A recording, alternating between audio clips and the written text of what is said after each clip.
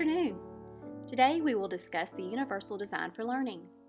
We will explain what the Universal Design for Learning is, its benefits, how it should be incorporated, and how it relates to time management, planning, and organization. Before we can discuss its benefits, we must first explain what UDL is. The Universal Design for Learning, or UDL, is a way of thinking about teaching and learning that helps give all students an equal opportunity to be successful. UDL is designed to serve the needs of every learner, not just a particular group of learners.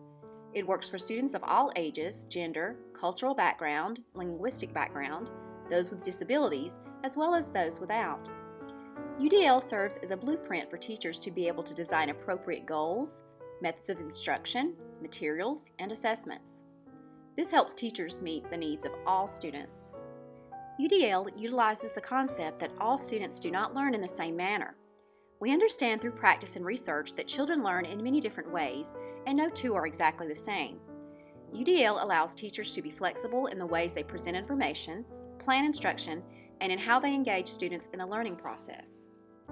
When using the UDL approach, it's important for teachers to incorporate detailed approaches to different teaching strategies. Teachers can do this by incorporating music, role play, cooperative learning, technology, field trips, and guest speakers into their lessons. They can also offer students choices in how they wish to learn about the material.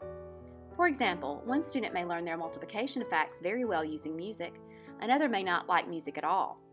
They may do better with a hands-on approach. UDL allows teachers the flexibility to meet the diverse needs of these learners. When creating and planning these lessons using the UDL model, it is important that lessons accommodate students of different academic ranges and diverse learning styles.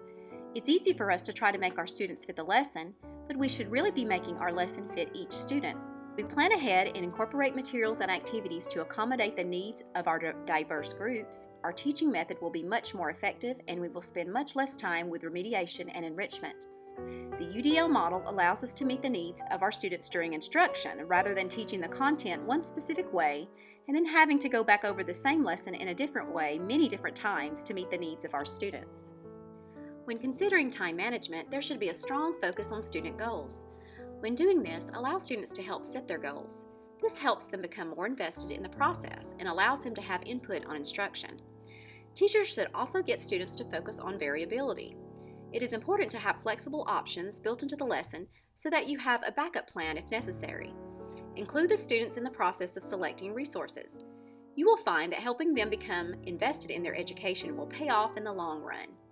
We are much more likely to strive for more when we feel like we are an important part of the process. When we are able to choose what works best for us as teachers, we are much better able to do our jobs effectively. The same is true for students. If they are allowed to have some choice in how they are taught, they will have a better opportunity to be successful in learning the material. In doing this, teachers will be able to better focus on methods, assessments, materials, and goals that best fit each individual student's needs and strengths. Visual schedules are wonderful tools to use when planning instruction. Visual schedules can help clarify the meaning of specific directions, provide additional information, and support executing functioning. These supports can be used for many different purposes. Providing visual representations along with verbal instructions can help the teacher promote a better sense of understanding and participation, as well as help the students stay on task. Instituting good classroom routines is another effective way to help enhance classroom management strategies. As we've mentioned before, giving the student choices in their instruction is a very crucial part of establishing good strategies. In order to execute these strategies effectively, utilize the student's choice. Don't just make them think they have a choice and then do what you want to do instead. Truly listen to your students and let them have a choice in the matter. When planning your lesson using the UDL model, it's always important to be proactive and plan ahead. Use a design that allows both the teacher and the students to be proactive in the learning process. After you've done this, implement the lesson. See how it goes. If it works, wonderful. If it doesn't, that's okay. Use that as a learning moment, reflect on what worked and what didn't, and then go back and redesign the lesson. We mentioned visual schedules a few minutes ago. This is a great example of a visual schedule. It allows the students to visualize what they're doing that day and in the order in which they will do it. You could also utilize student checklists. Some teachers combine visual schedules and checklists. They provide the visual schedule and then have the student check off each activity as they're doing it. This is especially great for students who need a goal to work towards. For some students, that goal is going home. They are ready to get home the moment they walk through the doors, maybe even before they walked out the door of their home. When they can check off each activity, they see how much closer they are to getting home, and it allows them to be able to focus more on the task at hand rather than worrying about how much longer they have to be there. Be sure to model the routines. No one wants to be told something one time and expected to know how to do it immediately. Spend time modeling and practicing the routine with them. This will really pay off in the long run. It's very important to reinforce what's expected of them. If they're doing a great job with something, reinforce their good choices with something positive. This doesn't have to be something that costs money. This could be something as simple as an extra 5 minutes on the iPad. Just be sure to give them consistent positive reinforcement so that the good choices will continue. This goes along with what we discussed in the last slide. Model what you expect of your students, practice it with your students, and then provide scenarios for them to show what they know. If they are still unsure, this is the perfect time to go back and model and practice again. It's okay if it doesn't work the first time. Sometimes it will take a while for the students to understand and remember exactly what's expected of them. If you spend the time to ensure they stay on a routine, it will make instruction so much easier. There are 3 principles of UDL. The first is multiple means of representation. The teacher should present the content in different ways so that the needs of each individual learner are met. There is not one specific way of presenting the information that will work for every learner. Instruction must be differentiated to meet the needs of everyone. The second principle is to provide multiple means of action and expression. Not only should you differentiate your instruction, you should also differentiate how the student can express what they know. Some students express themselves better in writing, others express themselves better verbally. Get to know your students and which way works best for them. Don't limit them to one specific way of expression. The third principle is to provide multiple means of engagement. Find different ways to stimulate their interest and motivation for learning. This can be done by using videos, integrating service learning opportunities, and incorporating small group activities among many other things. It's important to do these things so that the students stay challenged and excited about learning. When managing time, you first need to consider what kind of resources are being used. Some resources require more time than others. Be sure to include this in your schedule so that everything stays on track. Also, be sure to factor in how to get each student what they need. How much time do they need? What kind of resources will be required? Remember, the idea behind UDL is that no students learn the same way. We have to be sure that we are managing our time in a way that meets the needs of all of our students.